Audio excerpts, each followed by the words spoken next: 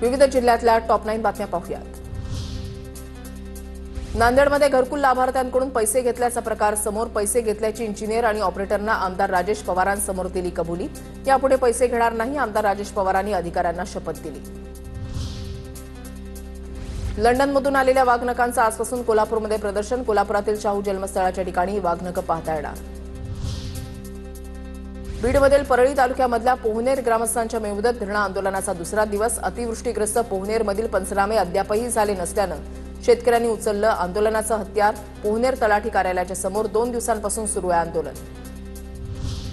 नांदेडमध्ये तहसीलदारांची गाडी फोडणाऱ्या शेतकऱ्यावर गुन्हा दाखल। नांदेडच्या मुदखेड पोलीस ठाण्यामध्ये गुन्हा दाखल। नायब तहसीलदाराच्या तक्रारीवरून शेतकऱ्यावर गुन्हा दाखल। शेतकऱ्याला अनुदानाचे पैसे न मिळाल्यानं फोडली होती गाडी। शालार्थ आयडी घोटाळ्यानंतर आता शिक्षण विभागामध्ये अनुदान घोटाळा। 12 शाळांवर गुन्हे दाखल करण्याचे शालेय शिक्षण उपसचिवांचे आदेश।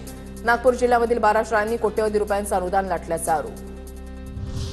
अहिल्यानगरच्या पाथर्डी पोलीस ठाण्यामध्ये महिलांचा गोंधळ। 4 महिलांमध्ये हाणामारी। पोलीस ठाण्यामध्ये काही काळ गोंधळाचं वातावरण। बसमध्ये बसण्याच्या जागेवरून महिलांमधील वादाचं रूपांतर हाणामारीमध्ये। नांदेडहून मुंबई गोव्यासाठी विमानसेवा सुरू होणार। 15 नोव्हेंबरपासून विमानसेवा दररोज सुरू होणार।